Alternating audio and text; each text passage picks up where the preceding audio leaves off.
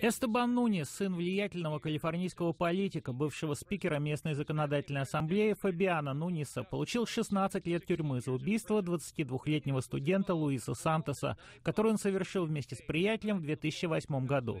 По давней традиции, уходя в отставку с поста губернатора, Арнольд Шварценеггер подписал свой последний указ о помилованиях, в том числе для сына политика, который одно время был его самым заклятым оппонентом, а затем неожиданным союзником.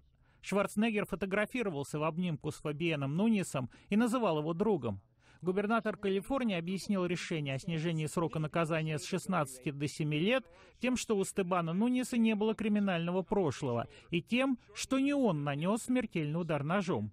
Нуньес-младший выйдет из тюрьмы в апреле будущего года. Семья Сантос, потерявшая сына, узнала о помиловании от журналиста. У родителей не было шансов оспорить этот шаг. Как полагает Бонни Думанис, окружной прокурор Сан-Диего, помилование Шварценеггером сына политика Нуньеса выглядит по меньшей мере подозрительным. «Я думаю, это политический экранизм в его худшей форме», выразилась прокурор.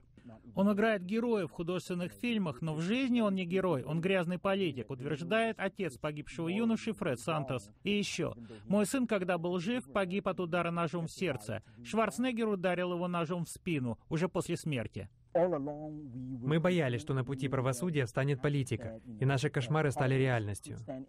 В своем единственном комментарии на эту тему Шварценеггер заявил журналу Newsweek: «Действительно прозвучала критика в мой адрес. Я думаю, что весь шум только из-за наших с Фабианом Нуньесом рабочих отношений. Возможно, люди рассуждают. Конечно, он хочет помочь своему другу». Я потрясена. Мне не верится, что в свой последний день губернатор принял такое подлое решение. Шварценеггер отправил Сантосам письмо, в котором пишет: «Я признаю, что мое решение на посту губернатора было принято без предварительного оповещения, так чтобы вы могли к нему подготовиться и его оспорить. За это я приношу свои извинения». Извинения семья Сантос не приняла. 4 года она подает судебные иски, обвиняя Шварценеггера в нарушении закона, предусматривающего, чтобы семьи жертв имели право выступать на всех судебных слушаниях. Дважды судьи постановили, что действия Шварценеггера были несправедливыми и заслуживающими порицания, но не противозаконными.